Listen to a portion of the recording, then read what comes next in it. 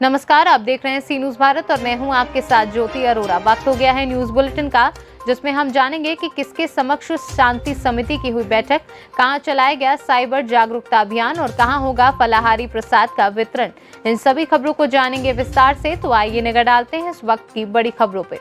आगामी त्योहारों को लेकर नगरवासियों को समझाइश दी गई कि नवरात्रि, चुनरी यात्रा, दशहरा पर्व पर कोरोना गाइडलाइन का पालन करते हुए त्योहार मनाएं।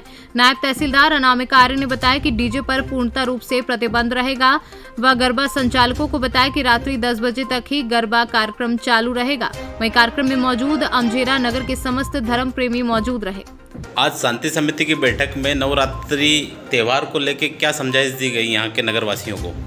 सर्वप्रथम तो मध्य प्रदेश शासन के गाइडलाइन के अनुसार जो पंडाल लगे हैं और विभिन्न जो उनके शासन की मंशा के अनुसार उनको बताया गया है और उनके निर्देशों का पालन बताया गया है और पब्लिक की भी और आम जनता की भी समस्या सुनी गई है और उनके नियमों का पालन करवाया गया है और ये चीज़ बताई गई है। गरबे का समय कितनी बजे तक का बताया गया?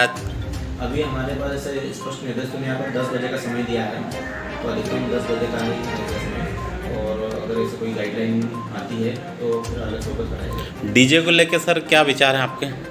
अभी तो मना है, अगर ऐसा कुछ होगा तो उसकी अलग से अनुमति या जो भी निर्देश मिलेंगे तो बताएंगे। सरदारपुर से कैमरा पर्सन संदीप पटेल के साथ अजय सिंह भाबर की रिपोर्ट। आज खागा कस्बे के सरस्वती शिशु मंदिर विद्यालय में खागा कोतवाली प्रभारी संतोष कुमार शर्मा के नेतृत्व में साइबर जागरूकता अभियान के तहत 155260 जो टोल फ्री नंबर और हेल्पलाइन नंबर देकर जागरूक किया गया। वहीं बताते चले कि इस कार्यक्रम में खागा कोतवाली प्रभारी संतोष कुमार शर्मा की एक अहम भूमिका रही और समस्त स्टाफ ने साइबर से बचने के उपाय बताए। लेकिन जहां बात करें महिलाओं की सुरक्षा व्यवस्था को लेकर, तो महिला कांस्टेबल ने बहुत ही सरल भाषा में सभी लोगों को हेल्पलाइन नंबर 1090, 1076, 1098, 181, 112, 108, 102 के विषय में जानकारी दी और बताया कि नंबरों को जरूरत के अनुसार प्रयोग करने की जरूरत है और बहुत लोग उपयोग कर लाभ उठाएं। पुरातत्व विभाग के अभिलेखों में छिपा हुआ है, इसको पढ़ के जब यहाँ से छोड़ के जाऊंगा फिर मैं आपसे रिक्वेस्ट करूंगा इसकी एक कॉपी हर क्लास में जरूर दे दीजिएगा। बहुत पहले लिंकन हुए थे, लेकिन इसकी एक चीज विद्यार्थी के व्यक्तित्व को गढ़ने में आज किस तरह मजबूती से खड़ा है। इसको जब पढ़ लोगे तो आपको समझ में आ जाएगा कि मेरा यहाँ आने का मतलब क्या था, साइबर क्राइम क्यों बताया जा रहा है।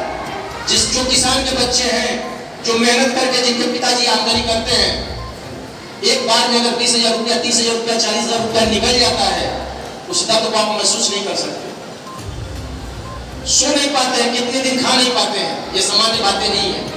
जो चीजें आपको बताया गया, मैंने कहा ना, एक ही दिन सिलेबस ज्यादा हो गया, इसलिए मैं कंप्लेंट दे के जा रहा हूं। आप भी जागरूक हो, लोगों को भी जागरूक कीजिए। और पुत्र जब 16 साल का हो जाता है तो पिता का क्या बन जाता है मालूम है ना? क्या बनता है बताओ? तो पुत्र की भूमिका में नहीं रहता, वो मित्र हो जाता है। जो एक चीज अपने दिमाग में बैठा लो, केवल अन्य सेसरी की चीजें जो मेरे पास आ रही हैं उनको वॉश आउट करें माइंड से। हर चीज का तर्कपूर्ण उत्तर खोजोगे, इतनी ज्यादा चीजें हैं कि आप उसमें उलझ जाओगे। फिर भी ये जो लड़की पूछ रही है उसको बताओ। किया था इंस्टॉल करने के बाद इनसे फर्स्ट टाइम जो पैसे मांगे गए वो 5,000 फीस के रूप में मांगे गए। क्यों ऐसा ही है? 5,000 फीस के रूप में मांगे गए। देन उसके बाद इनके फोन पर या आईडी है, मेल आईडी है, मेल आईडी पर या मेदांता जो ऐप है उस पर अलर्ट मैसेज आने शुरू। फतेहपुर से सीनू संवाददाता ब्रजेश श्रीवास्तव की रिपोर्ट। किसानों के मसीहा किसान नेता युवा जयंत चौधरी के नूरपुर गांव में आगमन पर हजारों किसान स्वागत में किसान नेता हेलीकॉप्टर के द्वारा कुछ ही देर में पहुंचेंगे, अपने पैतृक गांव नूरपुर जाएंगे, जहां प्रशासन की तैयारी जोरों पर। हापुड़ से सीनू संवाददाता रुस्तम सिंह की रिपोर्ट। विंध्याचल अग्रणी समाज द्वारा विंध्याचल मां विंध्यवासिनी धाम में पूरे नवरात्र फलाहारी किया जाएगा वितरण। विंध्याचल के अटल चौक अमरावती चौराहा पर स्वर्गीय श्री जमुना प्रसाद अग्रणी जी निवास पर किया जाएगा प्रतिदिन फलाहारी वितरण। अग्रणी समाज के राष्ट्रीय अध्यक्ष सुभाष चंद्र अग्रणी कार्यक्रम में होंगे शामिल। सुबह 10 बजे से दोपहर 12 बजे तक और शाम 6 बजे से रात्रि 8 बजे तक होगा फलाहारी वितरण। मैं विवेक बर्नवाल, अध्यक्ष बर्नवाल सेवा समिति मिर्जापुर। आप सभी को यह सूचना देना चाहते हैं कि अपने बर्नवाल सेवा समिति के द्वारा नवरात्र के इस पावन पर्व पर पूरे नगर विधानसभा में, नगर क्षेत्र में अलग अलग दिनों पर अलग अलग मंदिरों में, देवी स्थानों पर फलाहार वितरण का कार्यक्रम रखा गया है, जिसमें शुद्ध देसी घी में बने हुए आलू का वितरण, फलों का वितरण, मखाने का वितरण शाम को 5 बजे से 7 बजे तक किया जाएगा। जैसे प्रथमा को हम लोग टिल्ठी चौराहे पर होंगे, वहाँ शिव भगवान जी का मंदिर है और देवी स्थान भी है, वहाँ पे वितरण होगा। उसके बाद नगर में काली माता मंदिर, नारघाट, आपके बड़ी माता मंदिर, और उसके बाद बेटी जी मंदिर, शीतला माता मंदिर, सहारा माता मंदिर, अलग अलग दिनों पे अलग अलग मंदिरों पे यह वितरण कार्यक्रम शाम को 5 बजे से 7 बजे तक होगा। सभी श्रद्धालुओं से निवेदन है, जो भी उस क्षेत्र में हो, आके समिति के द्वारा जो ये फलाहार वितरण का कार्यक्रम रखा गया है, फलाहार ग्रहण करें और हमारे समिति को आशीर्वाद दें। धन्यवाद। मिर्जापुर से सीनू संवाददाता अनेश कुमार की रिपोर्ट। रंग बिरंगे परिधानों में महिला बटालियन सासाराम के महिला पुलिस बल हैं, जो नवरात्र के प्रथम दिन महिला बटालियन वेदा सासाराम के लोगों ने पारंपरिक तरीके के साथ धूमधाम से कलश स्थापना हेतु जलभरी यात्रा निकाली। गुरुवार को नवरात्र शुरू होने के साथ ही मंत्रोच्चार के साथ पूजा अर्चना मंदिरों एवं पंडालों में शुरू हो गई। इसी कड़ी में महिला बटालियन बेदा सासाराम की कलश स्थापना को लेकर सासाराम बेदा फजलगंज सूर्य मंदिर सरोवर से जलभरी यात्रा निकाली। बटालियन के सचिव ने बताया कि महिला पुलिस पारंपरिक तरीके से धूमधाम के साथ जलभरी यात्रा में शामिल हुई। रोहतास से सीनू संवाददाता पंकज कुमार की रिपोर्ट। एसएन मेडिकल कॉलेज के इमरजेंसी और मेडिसिन विभाग में 2 ऑक्सीजन प्लांट का गुरुवार को उद्घाटन हुआ। वहीं दूसरी ओर आगरा कैंट स्थित रेलवे हॉस्पिटल में एक ऑक्सीजन प्लांट का उद्घाटन हुआ। एसएन में विधायक योगेंद्र उपाध्याय और डीएम प्रभु नारायण सिंह द्वारा फीता काटकर प्लांट का उद्घाटन किया गया। रेलवे हॉस्पिटल में राज्य मंत्री डॉक्टर जीएस धर्मेश ने उद्घाटन किया। वहीं विधायक योगेंद्र उपाध्याय, भाजपा नेता दिगंबर सिंह धाकरे, डीएम प्रभु नारायण सिंह और एसएन प्राचार्य डॉक्टर प्रशांत गुप्ता के अनुसार 2 ऑक्सीजन प्लांट पहले से एसएन में मौजूद हैं। अब और 2 प्लांट लगने से ऑक्सीजन की किसी प्रकार की कोई समस्या मरीजों के लिए नहीं होगी। उन्होंने और अन्य कई सुविधाओं की जानकारी भी दी। इमरजेंसी में उद्घाटन हुआ है और क्या क्या रहा? देखिए, पिछले कोविड के दौरान जब बहुत महामारी तीव्र हो गई थी और ऑक्सीजन का संकट हर जगह आ गया था, क्योंकि मरीज ज़्यादा हो गए, संसाधन कम हो गए। तभी से हमारे योगी जी की और मोदी जी की सरकार ने ये तय कर लिया कि संसाधन बढ़ाएंगे, जिससे ऐसी महामारी भगवान करे दोबारा ना आए, लेकिन आती है तो उसमें संकट में मरीजों को प्रॉपर इलाज मिल रही है, प्रॉपर उनका देखभाल हो। तो आज भी उसी चरण में यहाँ पर ऑक्सीजन प्लांट का उद्घाटन हुआ है, जो माननीय योगी जी की मौजूदगी में वर्चुअल वो भी पूरे देश को देता है उद्घाटन कार्यक्रम, ये उन्हीं के माध्यम से और योगी जी के माध्यम से। हाँ, किसने किया? आज 2 ऑक्सीजन प्लांट का उद्घाटन हुआ है, जहाँ एक इमरजेंसी जहाँ बने यहाँ पर एक मेडिसिन डिपार्टमेंट में। ये दोनों ऑक्सीजन प्लांट 1000 लीटर पर मिनट के हैं। आज उद्घाटन माननीय विधायक दक्षिण श्री योगेंद्र उपाध्याय जी ने किया है एवं डीएम आगरा, जिलाधिकारी आगरा, ये सानिध्य में हुआ। 2 ऑक्सीजन प्लांट हमारे पास और हैं जो पीएम केयर फंड से लगे हैं। एक उसमें टीबीएच डिपार्टमेंट में और एक जो है बाल रोग विभाग के पीडियाट्रिक कोविड आईसीयू में। टोटल 4000 LMO 4000 लीटर पर मिनट की हमारे पास इस समय क्षमता हो गई है इन प्लांट्स के द्वारा।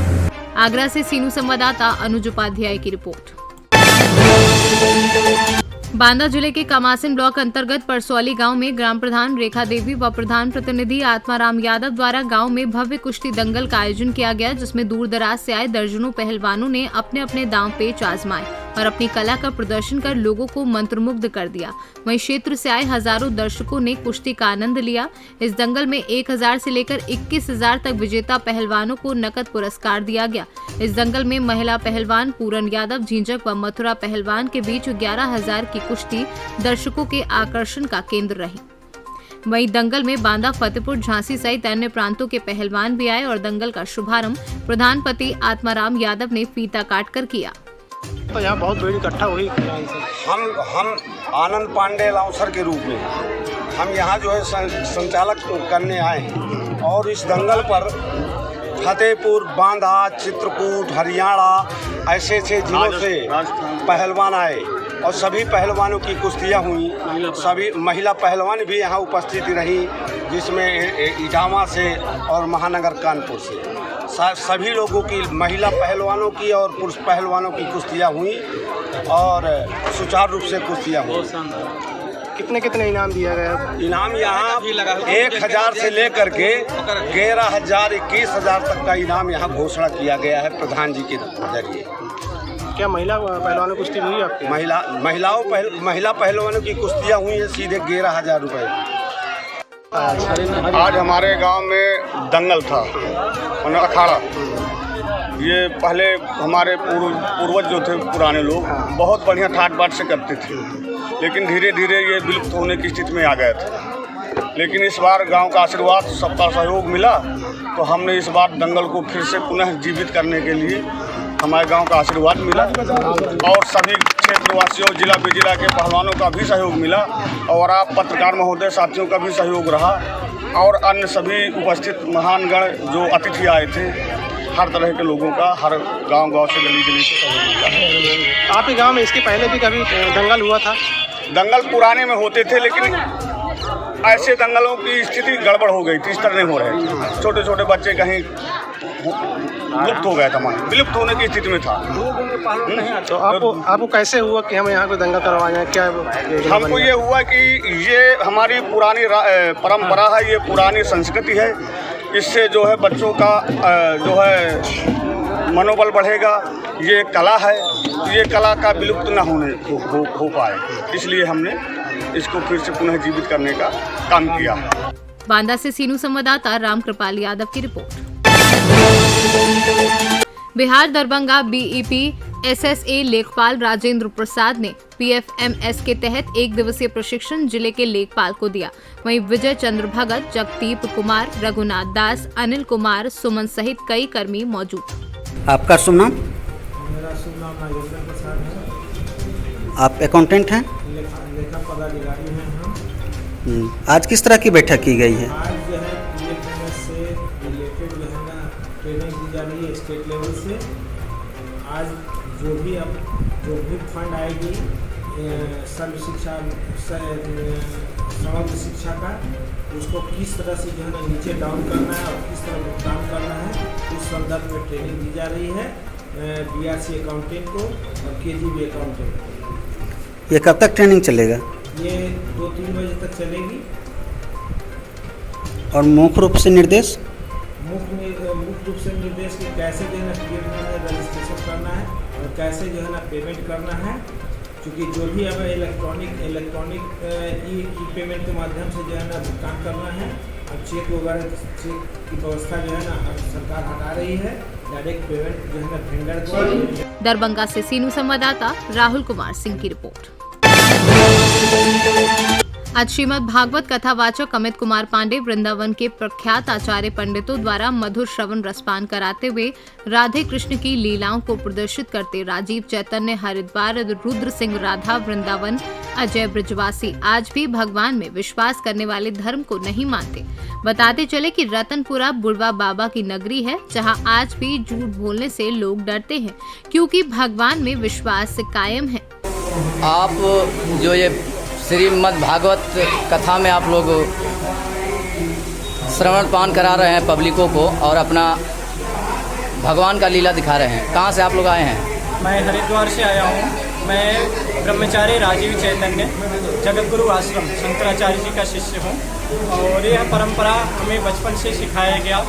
ये धार्मिक संस्थान हिंदू हमारी संस्कृति है, जिस संस्कृति के प्रचार के लिए हम लोग को यह सभ्यता सिखाया गया है और हम सब ये कार्य करते हैं ताकि हमारे समाज में लोगों को उत्साह रखे और प्रेम बना रहे, ऐसी घाटी में। अच्छा, आप वृंदावन में यही दिनचर्या है क्या आप लोगों का? आप लोगों का दिनचर्या यानी यही काम है?